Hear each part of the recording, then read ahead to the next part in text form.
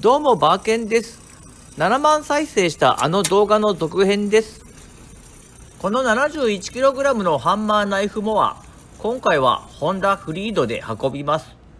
というのも前回頑張ってくれた日産セレナは30万キロを走ってついに信号待ちでプスンと息を引き取りました。さあフリードで限界突破チャレンジスタート。ホームセンターで買った木材をゆっくりと登ります。持ち手の部分は折れ曲がるのでこのように折りたたみます。こうして後ろにずらしても重い部分は奥なので支えている足への負担は 71kg よりずっと軽いんです。実はこの車に乗せるのはこの時が初めてです。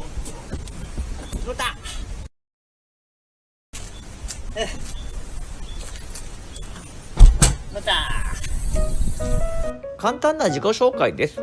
このチャンネルでは 300km 離れて相続したゴミだらけの家と土地を必死こいて片付ける記録をお届けします。その悪戦苦闘ぶり、ぜひお楽しみください。はい、現場に到着しました。この広さだいたい70坪くらいだと20分くらいで借りる計算ですが、今回は高速再生でサクッと気持ちよく買っていきたいと思います。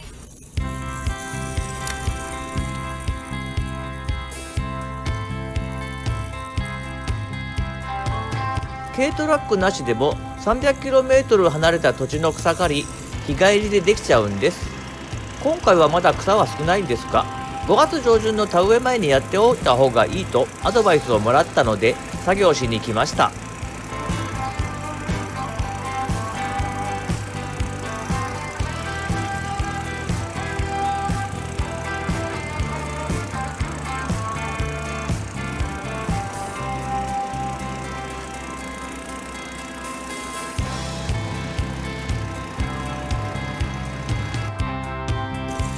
もちろん除草剤を撒く手もありますが、その話はまた別の動画で。ただ除草剤は天候次第で 300km 先だとタイミングが難しいんです。今使っている除草剤は散布後4時間雨が降らないのが条件なんですが、この日も草刈り後すぐに雨が降りました。午前中に別のところで撒いた分はセーフでしたが、ここは草刈りで正解でした。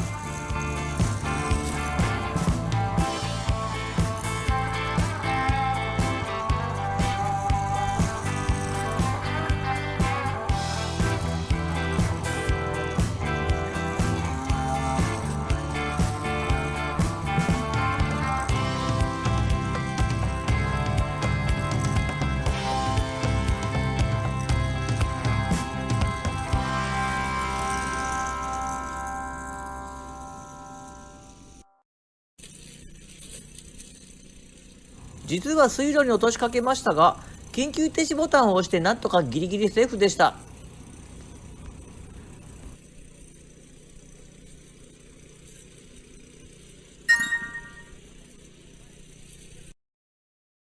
仕上がりはこんな感じです。今回は借りっぱなしで特に草集めはしませんが、だいぶすっきりしました。さあこの後はあの水路の横もしっかり草刈りしていきます。そして動画の最後にはこの重たい機械をフリードからどうやって下ろすのか、その様子もお見せして今回は終わりにしたいと思います。どうぞ最後までご覧ください。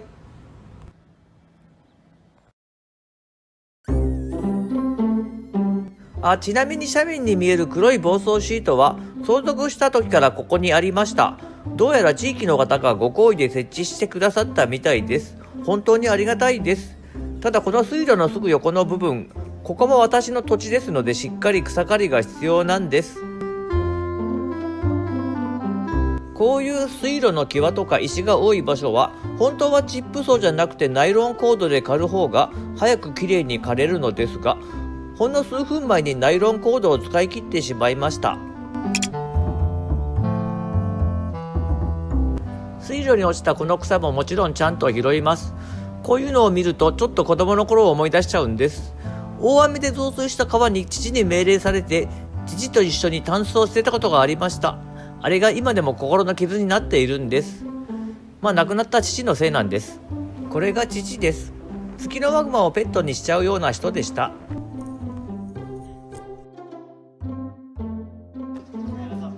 さあいよいよこの動画も最後の作業です。この 71kg のハンマーナイフモアをフリードから無事に下ろせるのか、その様子をお届けします。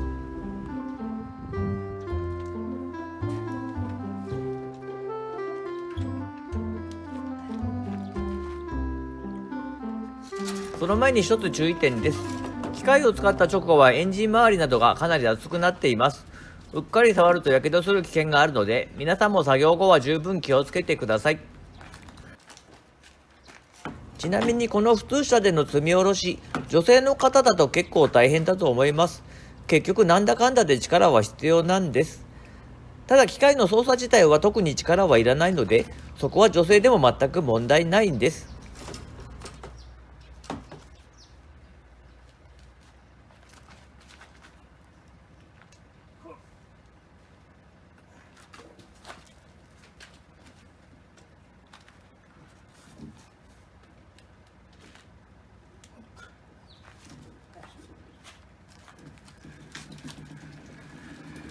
なんとか無事に下ろすことができました。いやー、ほんと良かったです。このフリードでのチャレンジが面白かった、参考になった、バーケン頑張ったな、と思ってくださった方は、ぜひグッドボタンとチャンネル登録をポチッとお願いします。皆さんの応援が次の動画作りの励みになります。コメントもお気軽にどうぞ。